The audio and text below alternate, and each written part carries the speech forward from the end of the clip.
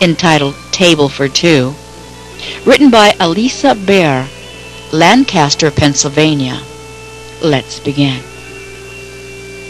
My 6-year-old daughter Kelly and I were walking hand in hand down the street on our way to get milk from a nearby convenience store when she finally asked me the question. I had anticipated it, and I knew it had to come sooner or later, and I hoped and I prayed I was ready for it.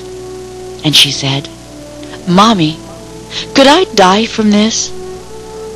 She asked her clear, sweet voice, and it wrenched my heart on this warm July afternoon in 1992. You see, 3 weeks before, Kelly had been operated on to remove a malignant brain tumor. She was about to begin months of radiation and chemotherapy. Our family of 5 floundered, for mooring in a sea of physical and emotional turbulence. Lauren and Leslie, 14 and 11, tried to balance the desperation that they sensed in my husband Rob and me by making it their mission to try to lift the spirits of their younger sister. They sang songs and played games with her, distracting her from the crankiness during painful procedures. Knowing Kelly sorely missed our 1-year-old Sheltie dog, they brushed the pup until they had collected enough of the little puppy's fur to bring to the hospital for her to hold lovingly against her cheek. But in spite of the cheerful caring from them and many others, I knew it was inevitable that one day, soon, Kelly would connect the words cancer and death. Some people die of cancer, but many do not. I began carefully, gratefully, to be walking beside her, not having to see her face to face, where she would surely see my eyes reddening and ask again, as she had done countless times before in the hospital room, "Mommy, are you crying?" I couldn't bear the concern my tears caused her, and I said, "They removed all your tumor, and you'll be getting treatment now, and this means you have a really good chance of living a long, long life." And she said, "I'm not afraid of dying, Mommy, because I know I'll be with Jesus, but I am afraid of how I might die." I wanted to shelter her with great wings, like a mother bird over her young. But instead, I now had to help Kelly trust her own wings. And I said, "I don't think dying hurts too much, honey, because the nurses and the doctors can give you medicine to help you, and we'll be right there holding you, and it will be just like we passed you into the arms of Jesus." She continued, her voice more fervent than before, "Mommy, I don't want to be the first in our family to die." Her words stung, and I struggled to sound matter-of-fact. And I said, "Honey, any one of us could die first." After 6 weeks of intensive radiation, we began to adapt the new routine of hospitalizations, chemotherapy, blood counts, transfusions, and MRIs at the Children's Hospital in Philadelphia. One bitter cold day in January of 1993, we drove out of the hospital parking lot, and Kelly was curled under a blanket pulled up to her nose, and her voice sounded muffled inside. She was inside of her little woolen cocoon, and she said, "You didn't forget, did you, that I want to be baptized?"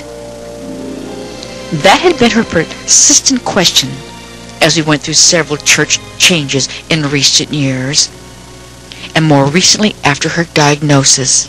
And she said, "Did you ask Pastor Tom if I could be, baptized like you were?" And I said, "You mean immersed?" And she said, "Yeah, immersed." Pastor Tom Fry set the date for April 4th, Palm Sunday. We held a private service that was attended only by family and a few close friends. And Kelly chose a brand new white hat to wear for this occasion. And as we tucked her into bed that night, we complimented her on her poised and reverent attitude toward the sacrament. And I said, "Not many people take this as seriously as you did today, young lady." And her daddy said, "God must be really pleased." One morning in late June, as I settled down to a cup of tea at the kitchen table, hoping for a quiet hour before the girls woke, I heard the top step creak. "Mommy," came Kelly's voice as she rounded the bottom of the stairway. I turned surprised to see her out of bed, her beloved worn teddy bear dangling from her hand, and I asked, "Honey, what you doing up so early?" And she said, "Oh, Mama, I had the best dream ever." Touching my arm to make sure she had my full attention, she said, "I dreamed I was with Jesus." And I asked, "How did you know it was Jesus?" I asked, intrigued. And she said, "I just knew. We were eating together." "Where?" I asked. She paused, and then she said with great tenderness, "At a table for two, Mama." A table for two? Had she ever heard that term before, I wondered? And then I asked, "What were you eating?" And she said, "I don't remember any food, Mama, but I know we were eating." She said there were other people. They were dining nearby her table, and the table was bathed in a white light. And she said, "Oh, Mommy, I feel so close to God now." Kelly's dream began to comfort me and gave me hope. But not, I would soon discover, for the reasons that I had thought. In mid-August, on the day of yet another routine MRI, 2 weeks after Kelly's 8th birthday, the phone rang. "Mrs. Barr, this is Dr. Molay. You might want to sit down. The cancer has reoccurred, and Kelly does not have much time left." On a crisp September evening, 5 weeks later, Pastor Tom looked out over a sanctuary brimming with family and friends who had gathered for Kelly's memorial service. Sobered by the grief around them, Kelly's young classmates sat quietly with their parents. And the pastor said, "You prepared a table before me in the presence of my enemies," as he was reading from Psalm 23. And he said, "Kelly's enemy was cancer, and she saw it in a dream, the table God had prepared for her."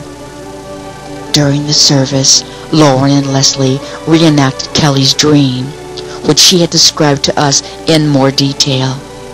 They draped a purple tablecloth over a small table flanked by 2 chairs, and set it with 2 white dinner plates and a single lit candle. Months later, Rob took a day off, so we could sort through Kelly's things. Slowly, painfully, we emptied her shelves and her bureau drawers, and packed books and toys and clothing in boxes, some to give away, some to keep. We reminisced, pausing for tears when we needed to. Finally, the floor vacuumed and the room was stripped of its comfort and clutter. I began to look at the red crayon scribbles I had once scolded Kelly for making on the white lampshade on her bedside table. "The bedside table, Rob," I said, sighing. "Why, we forgot to empty this." I opened the drawer, which was crammed full of small toys, tablets, markers, and trinkets.